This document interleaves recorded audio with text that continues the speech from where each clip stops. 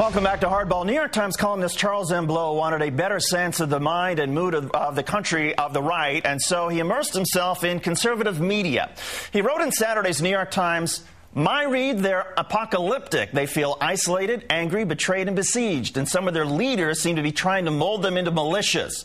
There's also been talk from some on the right of a revolution. One of their chief concerns is gun rights. Joining us now, the author of the column, Charles Blow of the New York Times, and Alan Gottlieb of the Second Amendment Foundation. Alan, let's start with you. Do you believe that the Obama administration and the feds are coming to take away everybody's guns?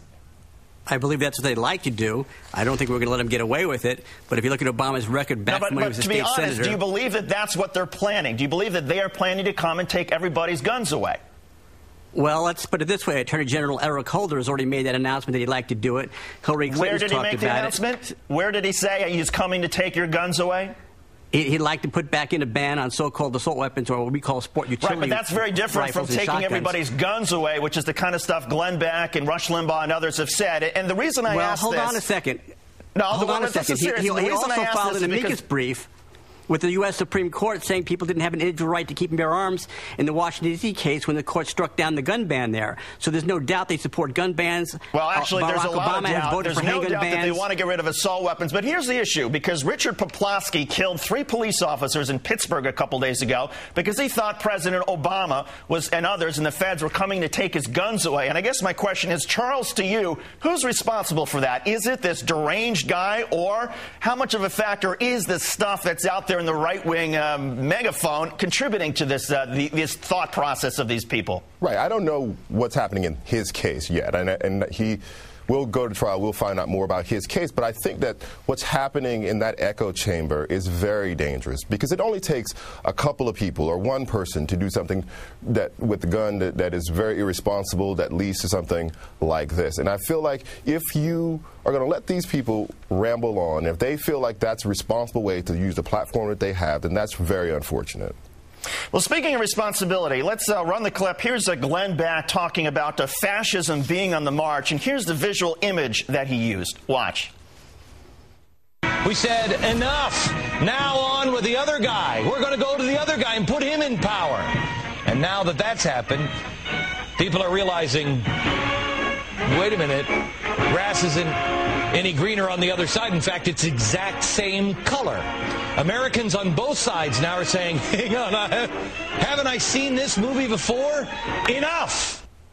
Alan, what's your reaction to that? Putting aside whether you think the Obama administration is right or wrong on their gun policy, when somebody uses Nazi imagery to try to make any point about the political discourse now, is that ever appropriate? Well, let's put it this way. It pales into insignificance compared to the vitriol aimed at President Bush by Obama and his supporters. But if you look at the recent Pew Research poll... Alan, name one supporter... Wait, if you look at the recent Pew Research poll put out on polarization, Barack Obama is the most polarizing president that we've had in over 4 decades. And whose fault is that? Whose fault is that, Alan? I think it's Barack Obama's fault. It's his rhetoric and it's his supporters.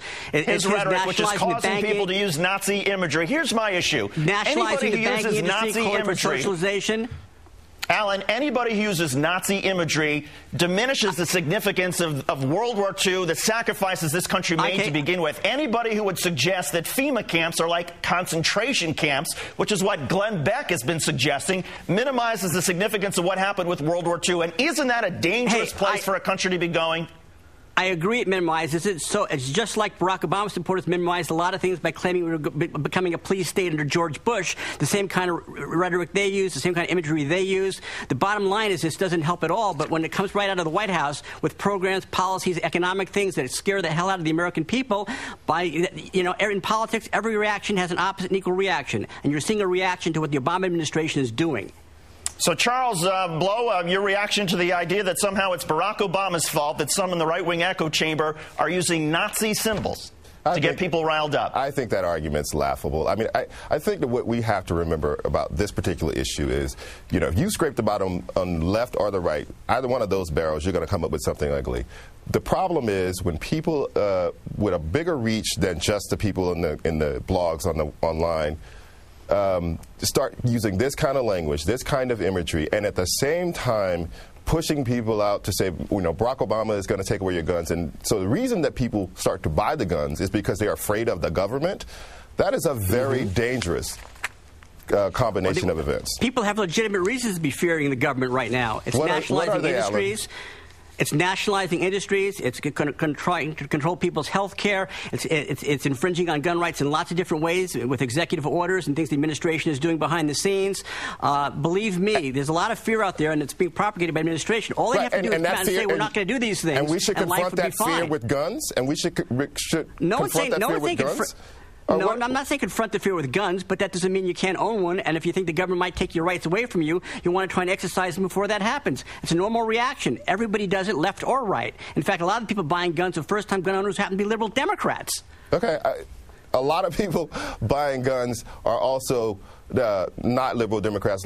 Across the spectrum, people are buying guns. People have written this story in newspapers across the country, and when they ask people why they're buying guns, they're afraid that the government will infringe on that right. That is a dangerous situation. It is a dangerous situation. It's dangerous because the government shouldn't be doing it, but it's a legitimate fear that Americans have based on statements made by elected public officials. Okay. Like what? Name one statement, Al, just so we're clear. Name one statement that is not a statement from Rush Limbaugh or Glenn Beck or Sean Hannity. What statement from President Obama has given what you call people a legitimate fear?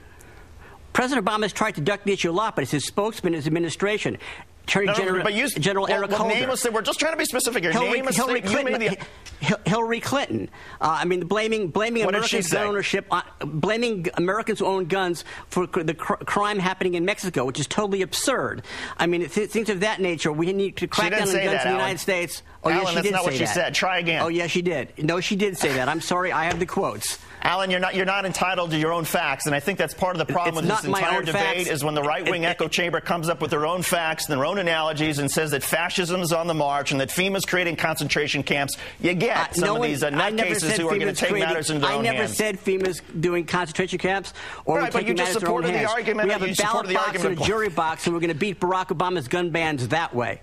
Well, that's the right way to do it. I just can't understand why so many people don't understand that. In any case, but we have every right to organize our people and get them active and get them energized so they know what's happening. Right, but you don't have every right to essentially inspire some of the crazies out there to do something violent because they think fascism is on the march. In any case, we're not inquiring Alan Gottlieb, thanks for coming on. Charles Blow from the New York Times, thank you very much. We appreciate it, as always.